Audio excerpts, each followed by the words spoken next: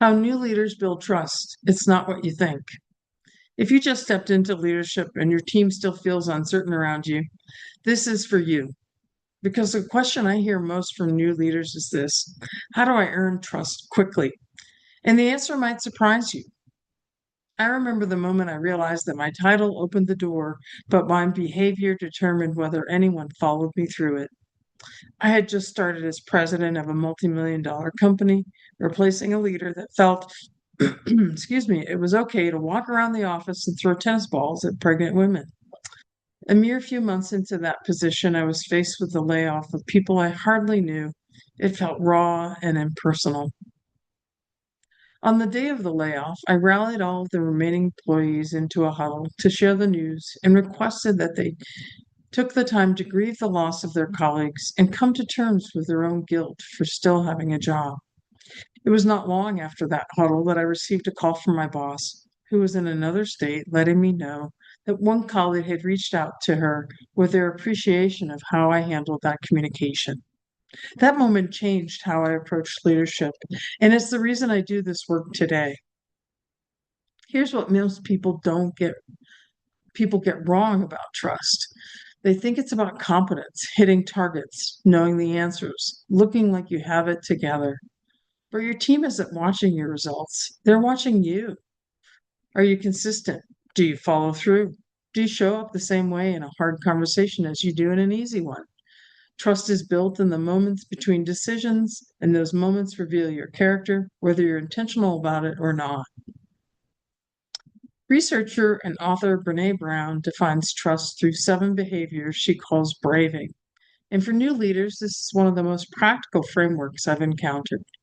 B is for boundaries. Do you say what you will do and won't do, and do you honor that in others? R is for reliability. Do you consistently do what you say you'll do, not just once, but every time? A is for accountability. Do you own your mistakes without blame or deflection? V is for vault. Do you hold what's shared with you in confidence? I is integrity. Do you choose courage over comfort, especially when it costs you something? N is for non judgment. Can your team come to you with struggles without fear of being diminished? And G, generosity. Do you extend the most generous interpretation of someone's intentions before assuming the worst? New leaders often lose trust not because they're incompetent, but because they unconsciously dropping one of these 7 behaviors under pressure.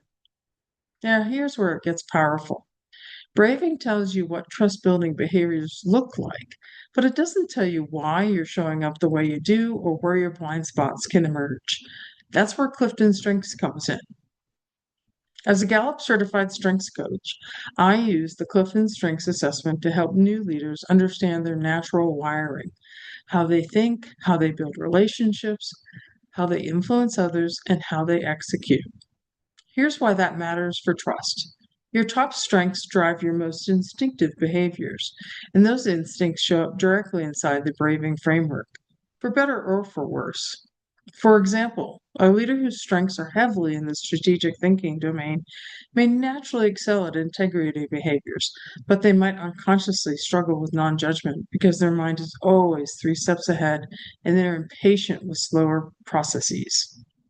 A leader strong in relationship building may find generosity effortless, but might avoid accountability conversations because harmony feels more natural than conflict. CliftonStrengths doesn't just tell you what you're good at, it shows you where your greatest strengths, when overused, can quietly erode trust before your team ever says a word.